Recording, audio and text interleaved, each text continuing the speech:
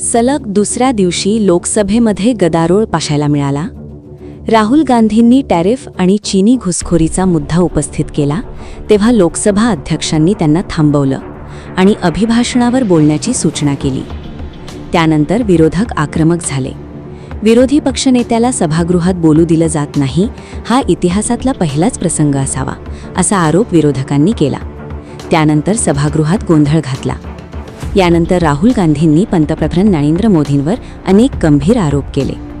मोदीजी घाबरलेले आहेत. तुम्ही पाहिलं असेल की जी ट्रेड डील, व्यापार करार 4 महिन्यांपासून थांबलेली होती. 4 महिन्यांपासून काहीही बदललं नव्हतं, कोणत्या ना कोणत्या कारणाने, जे मला माहीत आहे आणि जे नरेंद्र मोदींनाही माहीत आहे. नरेंद्र मोदीजींनी काल संध्याकाळी त्या डीलवर स्वाक्षरी केली. नरेंद्र मोदीजींवर दबाव आहे, भयंकर दबाव आहे. आणि नरेंद्र मोदीजींच्या प्रतिमेचा जो फुगा आहे, जो हजारो कोटी रुपये खर्च करून बनवला गेला होता, तो आता फुटू शकतो.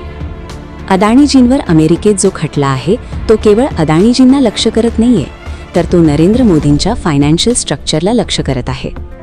एप्स्टाईन फाईल्समध्ये अजून खूप माल आहे, जो अजून रिलीज झालेला नाही. म्हणूनच या दबावात येऊन एप्स्टाईन फाईल्समध्ये जे काही आहे, जे देशाला जाणून घ्यायचं आहे, पण अजून अमेरिकेने ते रिलीज केलेलं नाहीये. त्याचबरोबर दादांचा मृत्यू झालेला आहे, ते म्हणजे जे विमान आहे, ते विमान कंपनीचे मालक यांचा कुठेतरी संबंध आहे. विमाने खूप निकृष्ट दर्जाचे आहेत आणि अशी विमाने ठेवणे यांची हिंमत कशी होते?